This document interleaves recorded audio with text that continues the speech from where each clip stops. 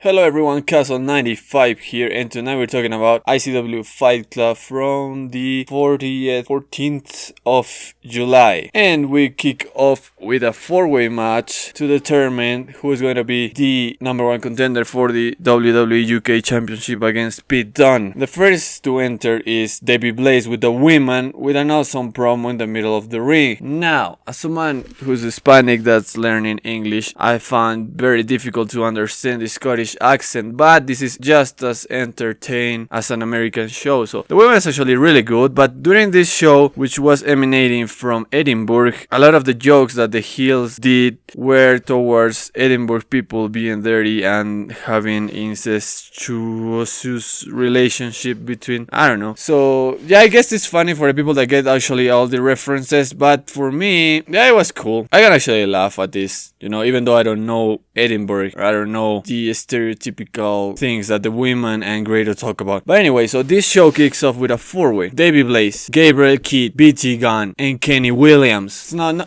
we can just see that maybe Kenny Williams is not going to have a rematch against Zach Gibson. Or maybe they are saving that for Shock Who's Party, maybe for after that. But for now, he's actually, stepping back, and I don't know who's going to be the next great rival for Zach Gibson. And I hope Zach Gibson's title reign with the Zero G Championship could be more going for the entertainment side, with more storylines and rivalries, and not too much to the wrestling side, which was what Kenny Williams and his title reign gave to us. After Lionheart's title reign, which was more leaning towards the entertainment side of wrestling, Kenny Williams' title reign was just full of exhibition matches and, showcases against BT Gunn, against Matt Cross, Ricochet, and Zach Gibson, and not really a lot of that storyline type of wrestling. So that's not necessarily a bad thing, but we already have one of 100% wrestling title reign with Kenny Williams, so I don't see why we could not have some more storyline and entertainer title reign with Zach Gibson. So anyway, the next person in this match that I want to talk about is BT Gunn. He's already associated with the New Age Clique, and after he fight Kid Fight and his guys, it was the first time that the decision of BT Gunn actually separating ways with the New Age Clique actually got him negative results.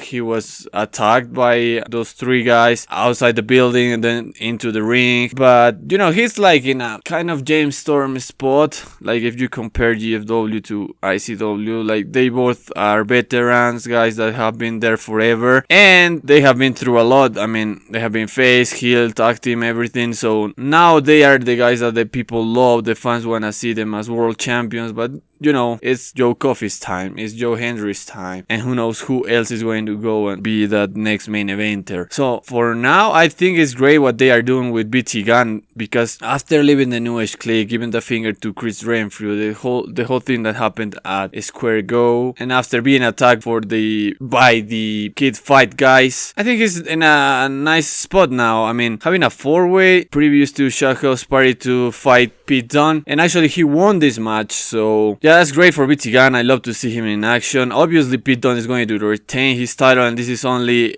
just to kill time. Meanwhile, I guess they are constructing a rivalry between BT Gunn and the Kid Fight guys, but who knows. So the fourth man in this match was Gabriel Kidd, who was there to take the pin, and actually I would love to see him more frequently on ICW. I haven't really watched WCPW in a long time. I think the last time that I watched WCPW was their show in Canada for the World Cup. And so yeah, I don't know what's going on with that company. I hope they are okay. And I think Kelly Ray just won the women's title there, so I have to watch WCPW now. So anyway, this match is great. I mean, BT Gunn looked super dominant, Debbie Blaze too, and Kenny Williams entered there as a fresh former champion and did a beautiful slingshot spear on BT Gunn. We even got to see a Tower of Doom between Gunn, Gabriel, and Debbie Blaze. And it was weird because that same Tower of Doom actually took out Kenny Williams from the contest. Just, I think Debbie Blaze landed on his knee or something like that. He sailed his leg. I hope he's alright. And after that, Gabriel Kidd takes out Debbie Blaze, goes for a moonsault from the second row, but BT Gunn moves out of the way. BT Gunn goes for the gunshot and wins the match. So that was awesome. Pete Dunne versus BT Gunn is going to be great. And yeah, let's see what ICW does with BT Gun after Shaka's party. Then we go to a backstage segment between Veronica and the Iron King Joe Coffey, who can't find Red Lightning, and he's pissed because his match is not on the main event even though he's the world champion, and he bragging about that he is the reason why ICW shows are sold out. So that's great. This Joe Coffey I like more than the previous Joe Coffey that faced Kurt Angle. I think since Barramania, Joe Coffey has just become a really good heel. He has had some shows when he cut awesome promos, but others when, you know, it's regular. But anyways, just sharing time with Grado and Red Lightning, I mean, inevitably, this man, Joe Coffey, is going to become a great complete package wrestler, you know? Something like what happened to Lashley in GFW. So yeah, I'm hoping that he gets better and better and better, which he's doing already. So yeah, this guy is just super entertaining. Then we have another squash match for Easton Reese, and yeah, this ends quickly. Now we have a promo in ring with Easton Reese. So he's basically focused on Polo Promotions because they have a 3-on-3 match. You know, the Polo Promotion have to find a third man. And actually I like this. I quite like this because the main obstacle for Easton Reese this year was Mark Coffey. It was the real fight that he has had in ICW. And now, including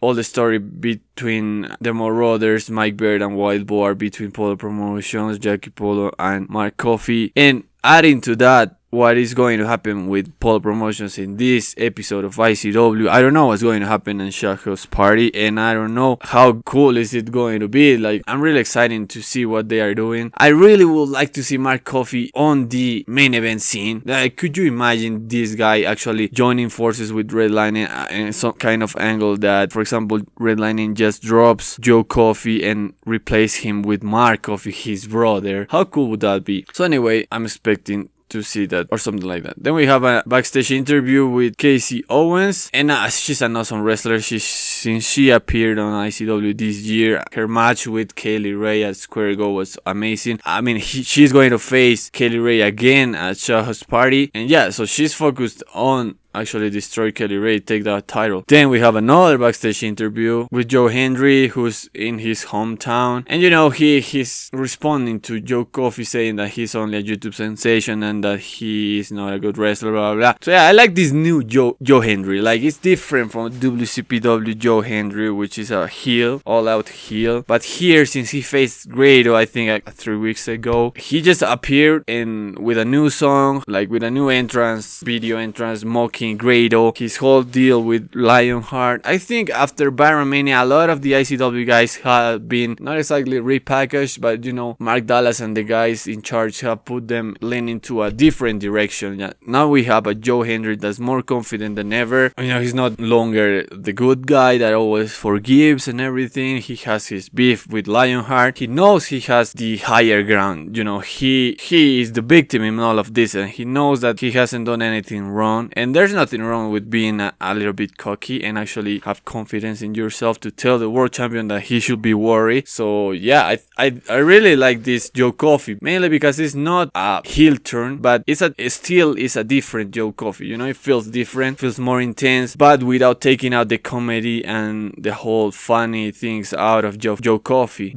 I mean Joe Hendry. But so I hope I'm explaining myself good. I don't know. Then we have a nice backstage interview with Veronica and BT Gun, but Wolfgang appears and, you know, tells him that obviously these two have to square a match between each other to face Pete Dunne. I think I didn't really get that right, but yeah, it was nice.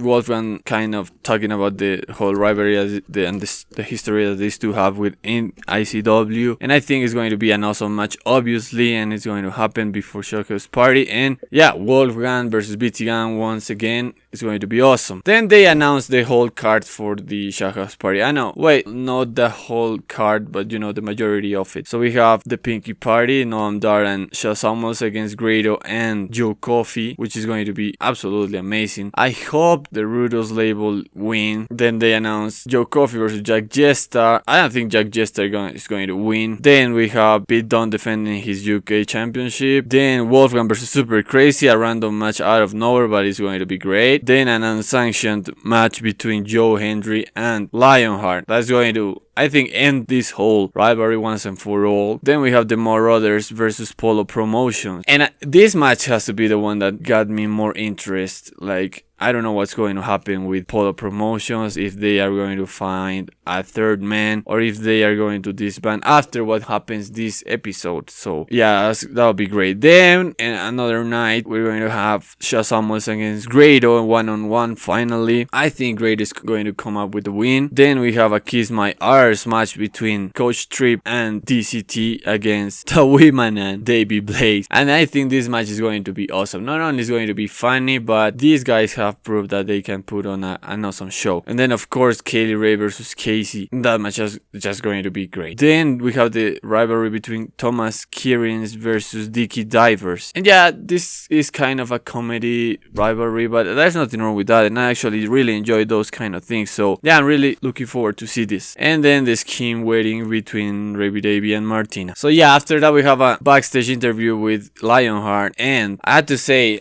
when I heard that Lionheart was suspended by Mark Dallas because he, kicked Joe Hendry's head off and the whole deal with them, I really glad they make the peace. And they are good now, they are cool. And when Joe Hendry was having his match against Grado and then appears out of nowhere Lionheart with the video clip of "you should go and fuck yourself," that was great. I mean, that moment I marked out. I was really happy because these guys, this incident didn't really hurt anybody's career. So yeah, I'm really glad that things happened the way they did. And yeah, Lionheart versus Joe Hendry is going to be an awesome match. And I'm sure these guys want to actually pay off the fans that were disappointed in Barramania.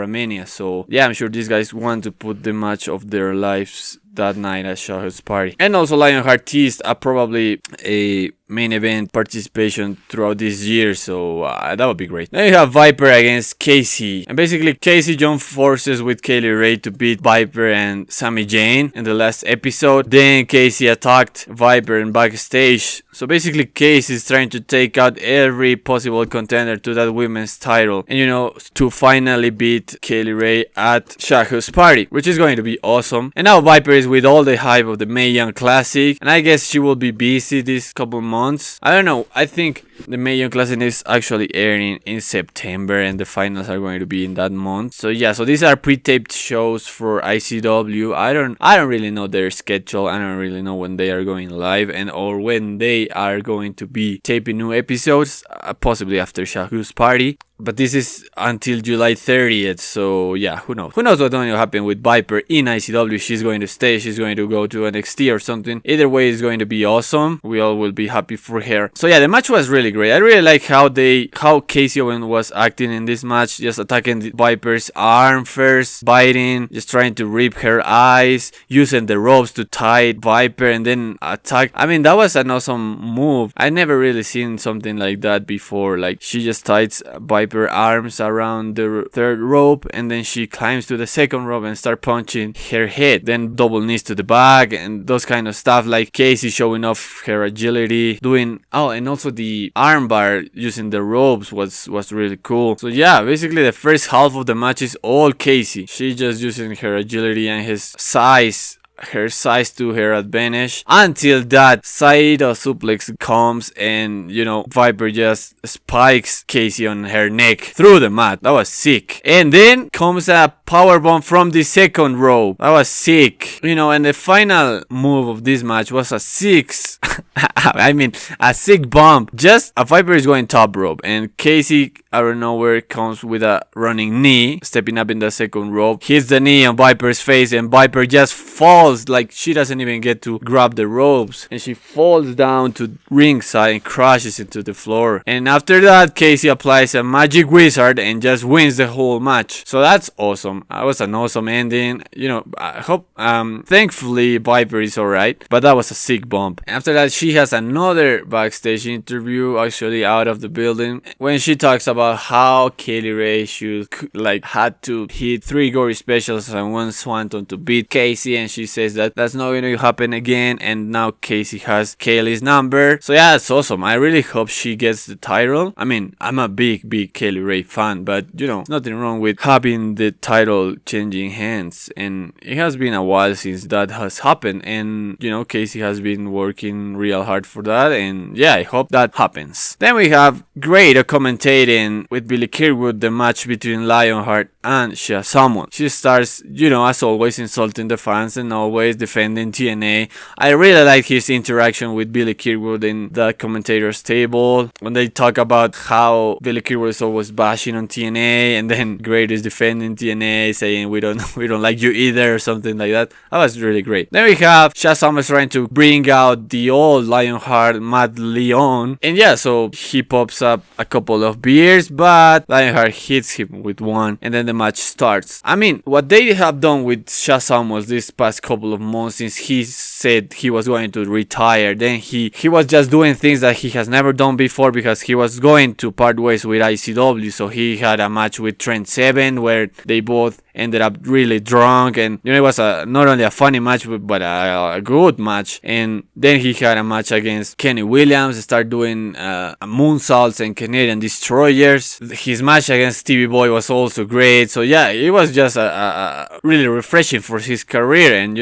I actually started liking him. I mean, I knew about Shia Samuels in the British bootcamp of TNA like in 2014, I think, but I never really clicked with him until now, and yeah, I really like that. And his match with Lionheart was also really cool. It was shorter than the rest of his matches, but equally cool. And I like the Grado factor at ringside. He actually makes the bell sound, distracting Shia Samuels. Then Lionheart hits Shia Samuels with the Elite and a rock bottom, so he wins the match. And that's great because Lionheart keeps his momentum towards Shah's party, and Shia Samuels keeps losing matches until he's going to face Grado. So yeah, this rivalry actually really looks good, and these two will not be over because they will go out to the ring in a couple minutes. Then we have a backstage interview with Liam Thompson, who has lost his sink and his washing machine against Wolfgang, and now he's going to put his house on the line. I mean, this is cool. He actually got a main event in ICW Fight Club against Wolfgang. Now he's putting his house on the line, having a rematch against Wolfgang. I don't know where this is going to end. I know Liam Thompson actually got a tryout match with WWE. I hope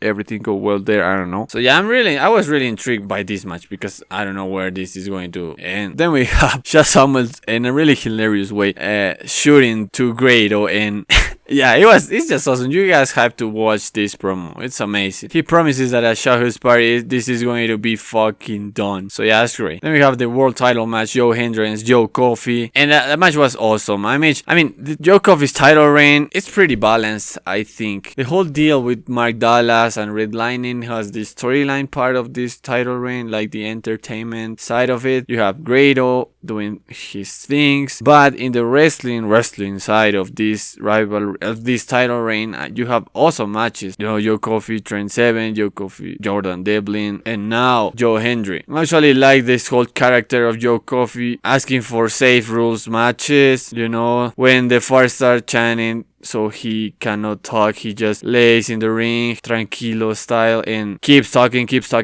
so that's awesome. Anyway, the match is great, although I thought the ending was a bit anticlimactic because I don't know where just Joe Hendry just tops out. But anyways, it was a really good match, especially the part when Joe Coffey goes for the falls of Nebula from the second rope, and Joe Coffey just catches him in midair, then goes for a freak of nature, actually lifts Joe Coffey over his head. Joe Coffey lands on his feet. Awesome exchange throughout the entire match. And also I really like that since Pete Dunne versus Joe Coffey haven't go out and brawl between the fans, And also the timing for that match was great because they did it before Pete Dunne won the WWE UK Championship, so that was okay for Pete Dunne to actually take a pin from the champion. And talking about that, I don't know if the deal between ICW On Demand and WWE Network is going to go somewhere. The last thing I read was that it was going to happen, but the ICW shows were going to be censored in the network, so that sucks. But anyways, I hope anything works well for ICW. Yeah, this match was great. Really showcases the agility of both wrestlers, and the powerlifting that they have. I really like this exchange of palm strikes in the chest. Then when Joe Coffey goes for a black coffee, Joe Hendry kicks his right arm, then goes for a DDT. That was awesome. A lot of beautiful sequence in this match. Moves from the top rope, that freak of nature from off the top rope, and then Joe Coffey hits a superplex from the second rope and follows up with another suplex in the middle of the ring. As I say, in the end, Joe Coffey makes Joe Hendry tap out, and yeah, it was an awesome match. And then Joe Coffey starts bullying the referee and the guy that announces the wrestler. So yeah, this is getting out of control, especially because you don't have Redlining doing anything here. And I think that's a nice touch. Throughout these last 4 weeks or something, we'll always have these three together and having backstage segments talking about how great they are. But now Joe Coffey's alone. For the first time, Redlining has not appeared watching his boys, and ICW didn't give him the main event, so that's why he's all mad. And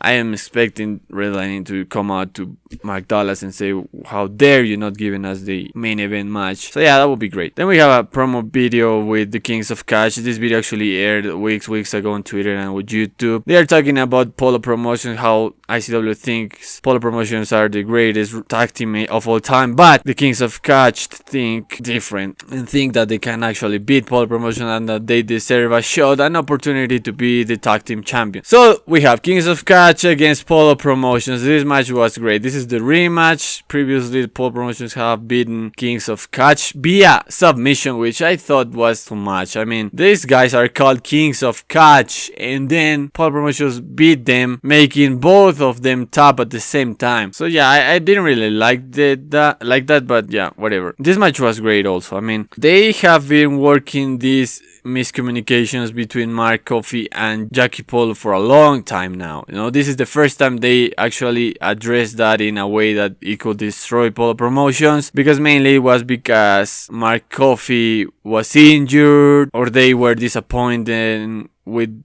their matches against War Machine or Team 3D. But anyway, in this match, not only the action is awesome, but I'm talking about that. At some point, Louis Garvin attacks Jackie Polo with a code breaker from the apron, bouncing off the ropes into the ring, but Polo sells it weirdly, and actually it looked like he just hurt his left leg. I don't know if that really happened, I hope not, but that is exactly how Davey Richards just broke his leg in 2016, I think it was. Yeah, but that injury actually left him out of action for months and months, so yeah, I hope Jackie Polo is alright. Yeah, the tag moves were great. I really like the miscommunication when Mark Coffey steals a tag, but Jackie Polo doesn't know, then goes a brawl with Louis Garvin between the fans, and then Kings of Catch actually make it and pin Polo Promotions and they get the win. So that was great. I mean, what is this going to do in the road to Showhouse Party? I can't wait for Mike Bird to do a promo and address this situation. I think that guy is great in the mic, and he's going to laugh at Polo Promotions so hard for so long, and I can't wait to hear that. So, and also I am really happy for the Kings of Catch. I really hope they get a chance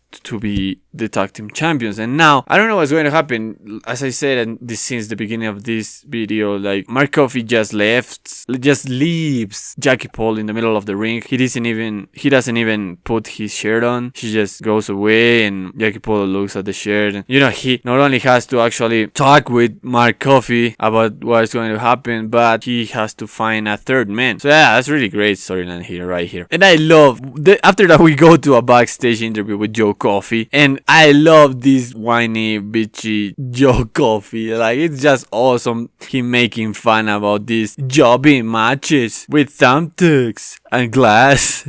And yeah, he's actually shooting on a Mikey Whiplash and Stevie Boy's match, which is going to be the main event of this episode, and he's really mad at he not being the main event every night. So yeah, that's great. I just love this guy. I hope they have done a lot of interviews with this Joe Coffey. This really mad Joe Coffey is really great. So anyway, then we go to Wolfgang versus Liam Thompson, fighting over Liam's house. And yeah, Liam actually starts this match really well, attacking Wolfgang full speed ahead. taking him out of the ring, suicide dive. Then he dives from the third rope to the outside between the fans. That was great. This match was really, really cool. In the end, Wolfgang wins using the sink. And yeah, so he has a new house now, I guess. And I think the important thing about this match and, the previous matches these two had over the wash machine is that what's going to happen with Liam Thompson after this. Like, Chris Saint is going to be there for him. I don't know, that guy, Chris, I didn't even remember his name, but he haven't appeared in a long time. So yeah, I'm really expecting to see some, story coming out of this. But anyways, this itself is a really good story. I mean, putting your house on the line, I don't remember seeing that before. So that was really cool. And the two matches that these two have had have been great. And I'm really expecting to see more out of these two. Then we have the Kings of Catch bragging about they beaten Polo Promotions, saying that they are not going to apologize for anything that they have said, and that they say that they are the best tag team in the world. So that's cool for them.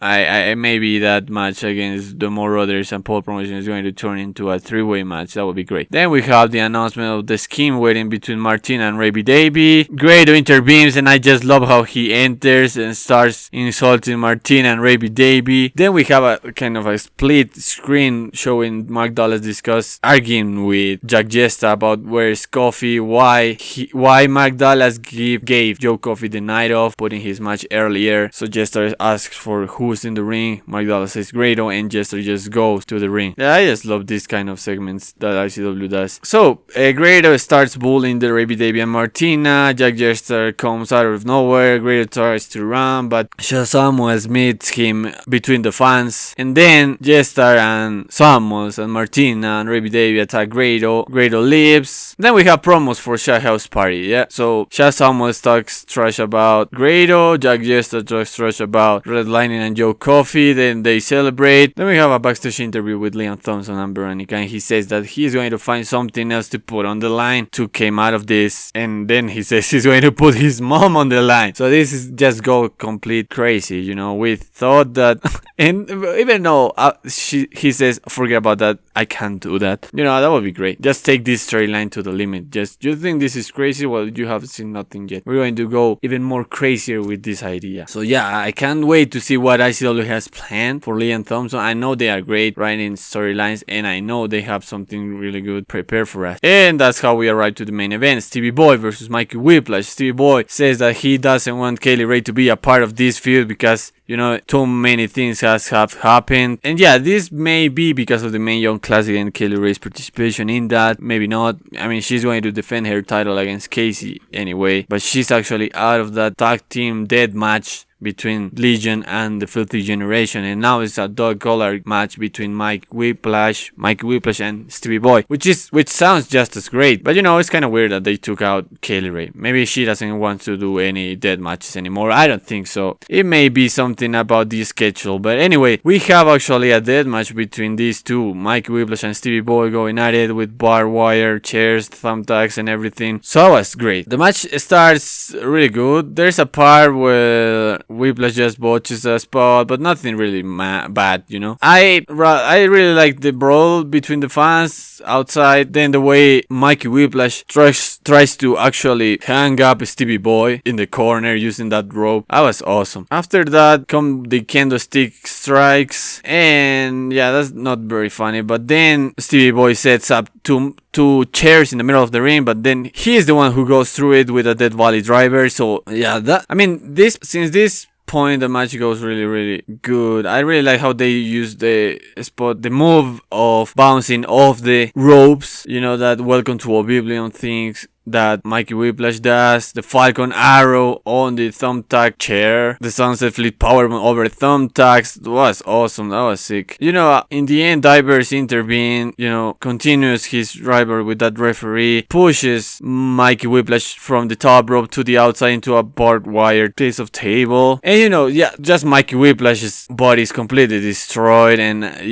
so Stevie Boy wins the match, and that's awesome. I was really happy to see Stevie Boy win a main event match in ICW. It's been a long time. So they are reforming Legion with actually having Chris Renfrew as a part of that stable, which is crazy if you only think about it. So yeah, basically this is going to end as Shohu's party. I don't know what they are planning to do. A lot of the fans just scream bring back Dante, which is something that I would love to see. But anyway, this was everything for this episode, and I hope you liked this video. Don't forget to comment and subscribe, and we'll see you in the next one. Goodbye.